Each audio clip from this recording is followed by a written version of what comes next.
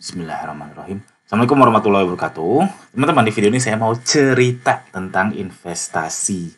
Khususnya investasi buat Anda pelaku online shop, termasuk saya juga pelaku online shop. Investasi apa sih yang harus dilakukan dan apa yang tidak harus dilakukan? Oke, kita mulai langsung. Jadi secara umum investasi itu terbagi menjadi dua. Jadi ada yang aktif, ada yang pasif.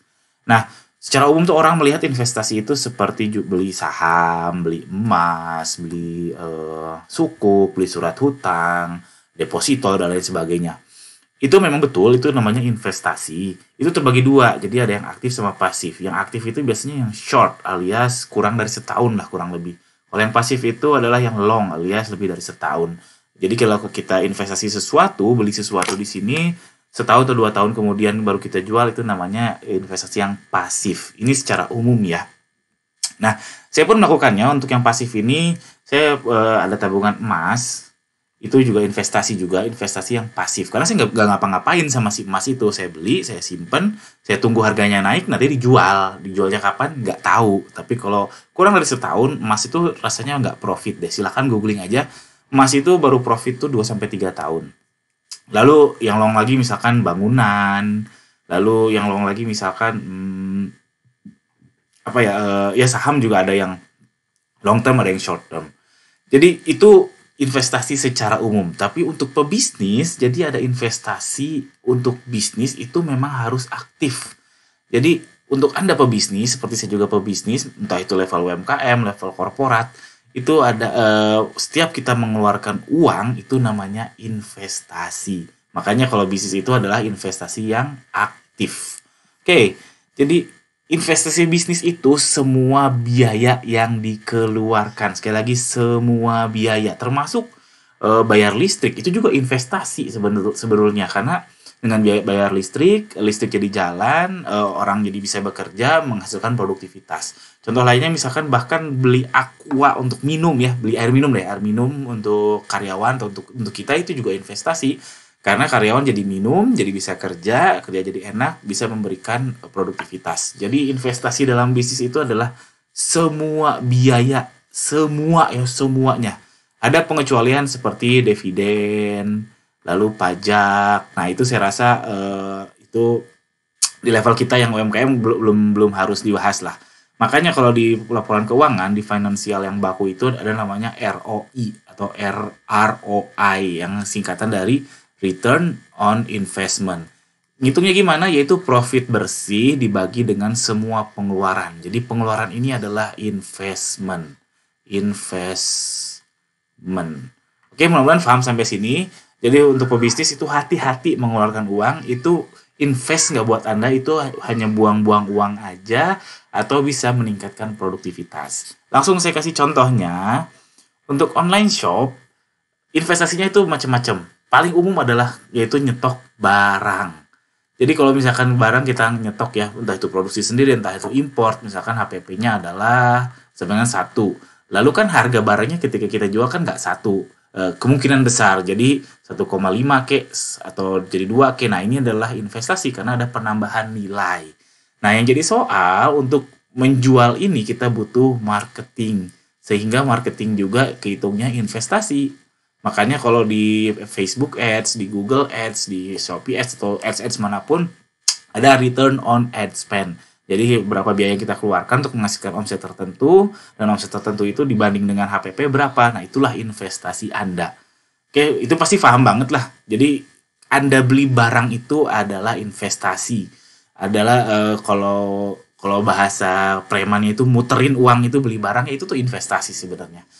Lalu banyak orang yang nggak sadar, beberapa mungkin yang nggak sadar, ke orang juga investasi, yaitu karyawan. Nah, beberapa orang yang ngontak saya masih ada yang kebingungan kapan nyari karyawan yang seperti apa. Nah, ketika Anda nyari karyawan, berarti Anda investasi ke orang tersebut. Orang tersebut mengerjakan yang Anda lakukan.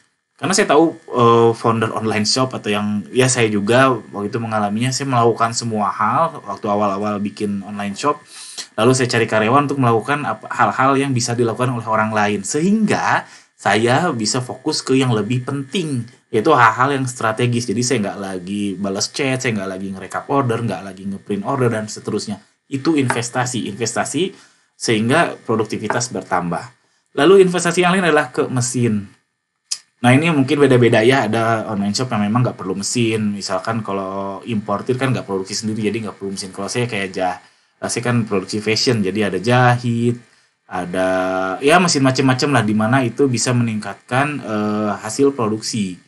Yang tadinya misalkan tanpa mesin itu satu hari dapat 10 piece misalkan. Dengan ada mesin satu hari dapat 15 pieces. Ini investasi. Jadi dari 10 piece ke 15 pieces itu ada profit 5 pieces. Itu namanya investasi, karena di waktu yang sama satu hari dapat tambahan 5 pieces. Lalu bangunan, apakah bangunan itu investasi? Untuk online shop saya katakan dengan tegas tidak. Saya katakan tidak ya, kenapa? Jadi kalau Anda beli bangunan, bangunan itu untuk investasi jangka panjang, karena dia nggak bisa meningkatkan penjualan Anda kan, dia tidak bisa meningkatkan produktivitas kerja Anda kan. Makanya kalau saya lebih suka ngontrak sebetulnya, lebih suka sewa daripada beli. Belum lagi kalau nyicil itu biaya bunganya tinggi lah dan sebagainya, itu menggerus profit kita. Makanya kalau saya pribadi lebih suka sewa. Bisa banget berbeda, cuman hakikatnya kalau Anda beli bangunan, beli ruko kayak beli rumah kayak untuk bisnis Anda, itu bukan investasi yang bijak untuk awal-awal ya. Untuk level 5 tahun ke bawah itu nggak bijak. Kalau 5 tahun ke atas bolehlah berpikir untuk beli bangunan. Lalu yang terakhir, ini banyak orang yang miss, orang yang nggak ngerti. Jadi investasi dari leher ke atas, itu disebutnya investasi ilmu. Makanya saya di 2018 itu tahun ketiga saya full time bisnis. Jadi saya lulus S1, lalu kerja dulu, lalu saya nikah, saya full time bisnis. 2 tahun kemudian saya investasi ke S2. Saya kuliah MBA. Itu alhamdulillah ya kerasa lumayan banget untuk pertambahan ilmu yang saya dapat dan saya terapkan di bisnis saya. Nah teman-teman juga silakan investasi ilmu, entah beli buku, karena pebisnis itu teman baiknya buku. Buku itu teman baiknya pebisnis. Nggak ada pebisnis hebat yang nggak baca buku. Jadi investasi ke ilmu itu penting dan jangan sampai terlewatkan. Dan nggak harus yang mahal kok. Kalau ikut pelatihan mahal juga belum tentu efektif. Saran saya ikuti dulu yang gratis-gratis di YouTube kayak video saya ini. Channel yang lain juga banyak yang gratis, yang keren-keren. Dan saya yang gratis dulu. Atau mau yang akademik kayak S2 kayak saya lakukan itu juga bagus. Karena kalau akademik kan dia long term ya, alias dia nggak satu hari. Kalau pelatihan workshop itu cuma 1 hari. Itu 1 hari dan hasilnya belum nggak bisa dicek. Tapi kalau kuliah S2 itu 2 tahun atau 1,5 tahun itu bisa berkala dicek, ada checkpoint dan seterusnya. Makanya penting investasi di ilmu. Minimal teman-teman investasi beli buku deh. Buku apapun itu dibaca, bangun kebiasaan membaca untuk bisnis.